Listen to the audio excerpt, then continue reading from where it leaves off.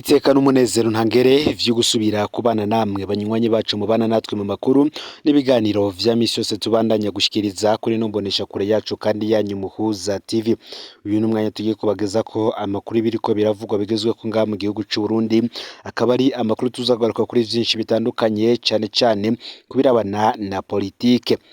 Ni inkuru yashizwe ahabona uno munsi mu gatondo n'urubuga ikiriho rusanzwe rukorana n'iperereza ry'u Burundi, avuga ko ibisigara vya Perezida Pierre Buyoya bizotanwa mu Burundi kw'igenekerezo ya 14 mu Kakaro uyu mwaka w'ibihumbi 2024 bikuwe ku mugwa mukuru w'igihugu ca Mali i Bamako. Ikiriho kandi kikaba gisanzwe gitanga amakuru n'ivyiyumviro vyo hafi cane ya Perezida Ndayishimiye. Nkuko kandi bivugwa tuza no kubigaruka ko mu buryo burambuye inyuma yo gusandabira mu gihugu c'u Bufaransa hari kwigenekerezo ya 17 Kigarama mu mwaka w'ibihumbi 2020 maze agashingurwa mwitongo ry'abapfuye riri mu gihugu ca Mali. Ibisigarira vya Petero Buyoya yahoze arongoye Burundi bikaba bigiye gutahukanwa mu gihugu c'amavukiro. Ibikorwa vyo kumukura aho yari yarashingwe bitegekanijwe n'ubundi kuzoba ko w'Imana kugenekerezo ya 14 mu Kakaro uyu mwaka w'ibihumbi 2024 bikaba bizotangurwa n'imisa yo kwibuka izobera muri katedrali yitiriwe umutima uhezagiwe Cœur Sacré y'i Bamako, izoba kuva isaha 4 z'agatondo gushika isaha 6. Bikaba kandi binategekanijwe ko hagati y'isaha 7 n'isaha 8 isandugu irimwo umubiri wa Petero Buyoya izoba igeze ku kibuga c'indege citiriwe Modibo Keita aho izocerekeza mu Burundi. Aho naho hakazocategurwa ivyo kumushingurana iteka imuhiriwe muri komine Rutovu mu ntara ya Bururi. Ivyo navyo atagindutse bikaba bitegekanijwe kuzoba kugenekerezo ya 17 mu Kakaro uyu mwaka w'ibihumbi 2024. Inyuma yaho rero hakazoca haba urubanza rwo kumuganduka ko kugenekerezo ya 20 mu Kakaro mu nyubakwa za Messe des Officiers i Bujumbura. Nkuko tugiye kugaruka kandi kuzindi details nyinshi ziri muri no nkuru yatangajwe n'ikinyamakuru ikiriho cegukira iperereza n'ibindi vyinshi bitandukanye. Ufyonde subscribe canke sabone niba utari wafyenda ko kugira ngo tojucikanwa nayo dushikiriza usangize ano makuru bagenza aho bari hose kugira ngo nabo baje barashikirwa nibiba biriko biravugwa bigezwe ko ngaha mu gihugu c'u Burundi, hanze imbiyo z'igihugu c'u Burundi ndetse no makungu ya kure. Ndabaye kaze mwidonido yano makuru. Ibisigarira vya Perezida Pierre Buyoya vyoba bigiye gutahukanwa mu Burundi kuri uyu w'Imana uza. Amakuru akaba yashizwe habona no munsi n'urubuga ikiro rusanzwe rukorana n'iperereza ry'u Burundi. Ni inkuru kandi yaherekejwe n'urutonde rw'ibiteguwe bijanye n'itahukanwa ry'ibisigarira vya Perezida Buyoya. Ku munsi w'Imana nkuko natangwe mivuga igenekerezo ya 14 mu Kakaro uyu mwaka w'ibihumbi 2024 isaha 4 z'igitondo hategekanijwe misa yo gusabira Pierre Buyoya muri katedrali Sacré-Cœur y'i Bamako muri Mali. Inyuma hakazokurikira igikorwa cyo kujana ivyo bisigarira ku kibuga c'indege Modibo Keita c'i Bamako. Ikiriho kandi kikaba canatangaje ko Perezida Pierre Buyoya azoshingurwa ku igenekerezo ya 17 mu Kakaro uyu mwaka iwe muri komine Rutovu mu ntara ya Bururi. Ni ikintu gihambaye ko abatwaye Burundi bashingurwa mu Burundi. Igihugu kireka abakirongoye bagahambwa mu mahanga gifatwa ko hari ico kibuze mu kwiyubaha no mu kwiyubaka. Kenshi biva ku njyane ico gihugu kiba caraciyemwo. Gutahukana ibisigara vya Pierre Buyoya ni ikintu ciza cyane kubijanye n'ishusho y'igihugu no mu nzira yo kunywanisha Abarundi. Umukuru w'igihugu atubahiriza abatwaye imbere yiwe na cane cane nk'abamaze kwitaba Imana ngabakoze ikosa rikomeye kandi nawe aba yisuzuguje. Ngo rero uko afatamo imbere yiwe niko nawe ashobora kuzofatwa atakiri ku butegetsi. Kwemera ko ngibisigarira vya Perezida Pierre Buyoya bitahukanwa gashinguranwa iteka bizoha kandi iteka Perezida Ndayishimiye vyongere bifasha Abarundi mu rugendo rwo kunywana.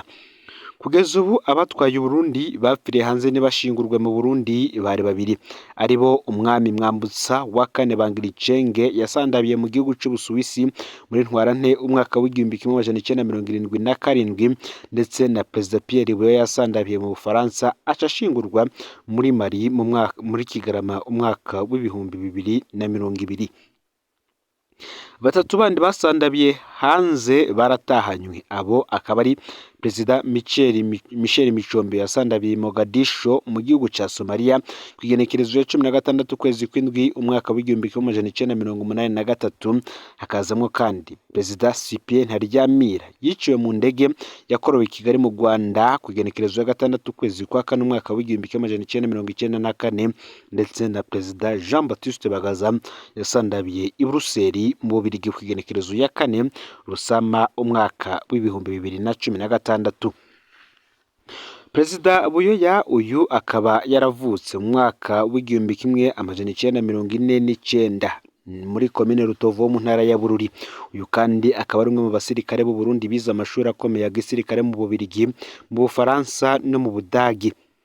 Si ivyo gusa kandi yarajejwe amabanga atandukanye mu gisirikare, yarabaye mu nama nkuru y'umugambwe UPRONA imbere yo kurongora Burundi inshuro zibiri. Inshuro ya mbere ikaba yarabaye yo mu mwaka w'igihumbi kimwe amajana icenda mirongo umunani n'indwi gushika mu mwaka w'igihumbi kimwe amajana icenda mirongo icenda na gatatu, ndetse no mu mwaka w'igihumbi kimwe amajana icenda mirongo icenda na gatandatu gushika mu mwaka w'ibihumbi 2003. Uyu kandi Pierre Buyoya ni umwe mu Barundi bajejwe amabanga atari make mu rwego mpuzamakungu, akaba yarasandavye aserukira ubumwe bwa Afurika muri Mali no mu karere ka Sahel. Akaba yarahitanywe n'ingwara i Paris mu Bufaransa, aho yari yagiye kwivuza ku igenekerezo ya 17 Kigarama umwaka w'ibihumbi 2020.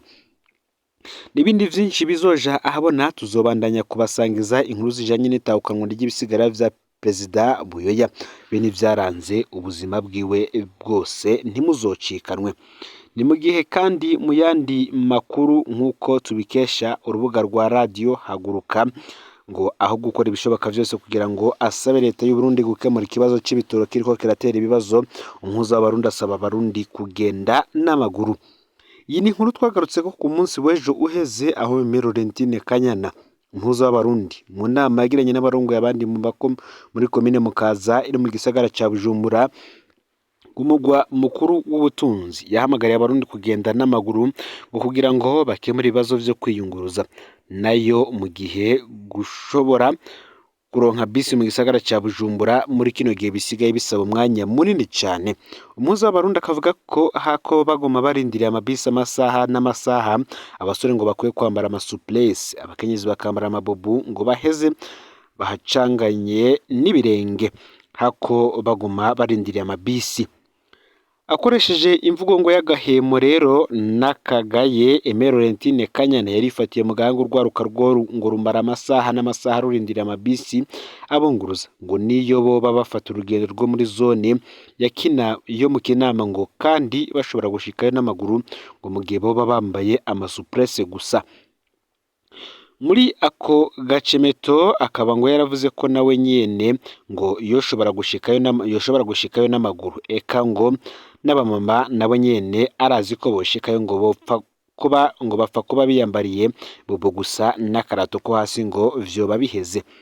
Ni mu gihe urubuga rwa radio Haguruka rutangaza ko bamwe muri abo barongoye abandi muri komine Mukaza bashoboye kumukurikirana, bakaba ngo baratangajwe n'amajambo yashikirije mu gihe bari bamwiteze ko nyabona ko yogira ico akoze mu gushobora kubashikanira ikibazo kuri leta y'u Burundi, akavuga amagorwa abanyagihugu bagowe.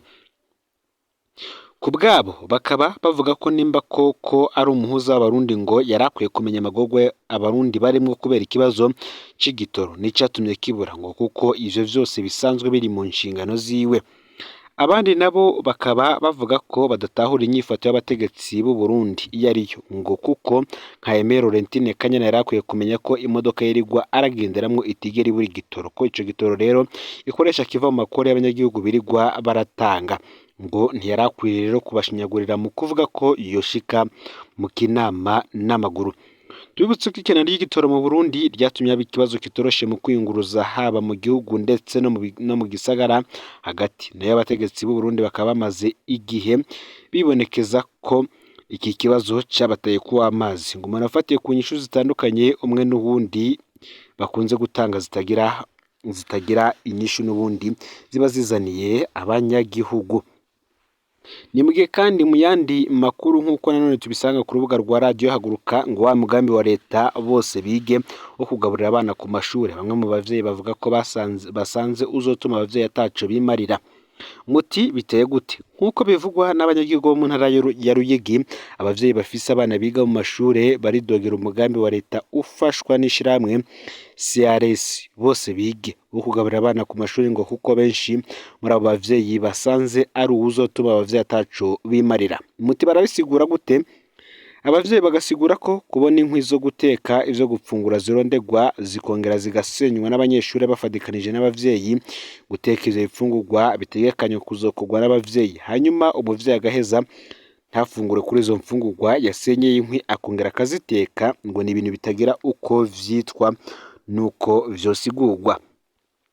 Si ivyo gusa, ngo kumva ko ivyo kurya bizosigara bizoca biseswa, ngo mu gihe uwo mugambi ufashwe mu mugongo n'umukenyezi w'umukuru w'igihugu Angeline Ndayishimiye, mu gihe abavyeyi bo bazoba biriwe gusenya bagaheza bakirirwa kw'ishure bateka ivyo bifungurwa, ngo ni ubukoroni, ngo kandi ni akarenganyo katagira uko gasa, ngo mu gihe abavyeyi basanzwe bafise abandi bana bazoba basize muhira canke biga ku yandi mashure batazoba baronse akanya ko kuja kubategurira ivyo gufungura.